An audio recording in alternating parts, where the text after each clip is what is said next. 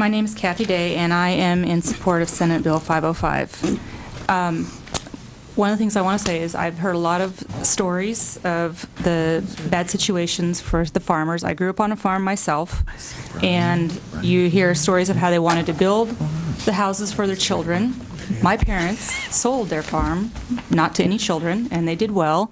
And so now I'm going to read what my experience has been with the measure. I voted for Measure 37, and one of the reasons I voted for Measure 37 was I was approached by a neighbor who was a farmer and who told me that he was a victim, which I myself am, of strict property regulations. With the passage of Measure 37, he stated that he would be able to build the dream home his wife always wanted, only to discover after the fact that their intent was to put 173 acres in approximately 112 house subdivision all along.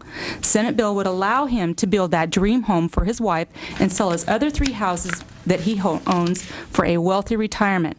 Senate Bill 505 would put a stop to the deception and the greed that has occurred with this Measure 37. Some of the Measure 37 claims, such as my neighbor who has already been modified, have been reapplying for the claim. Senate bill would allow time needed to review these claims and not slide through the cracks due to the lack of time needed to adequately review the claim. Measure 37 was intended to help with the strict land use regulations. I have been a victim of strict land use regulations on my property, but I would not vote for Measure 37 again. To those of you who filed for these subdivisions, you have only reinforced harsh land use restrictions for future generations. With the greed and the deception displayed by Measure 37, Senate Bill 505 would allow time for fair land use regulations, which is intended by Measure 37. There are polls which show Measure 37 would fail by a wide margin if voted today. These polls should be considered, and as a result of what's happened in Oregon, other states who have copycat measures have failed.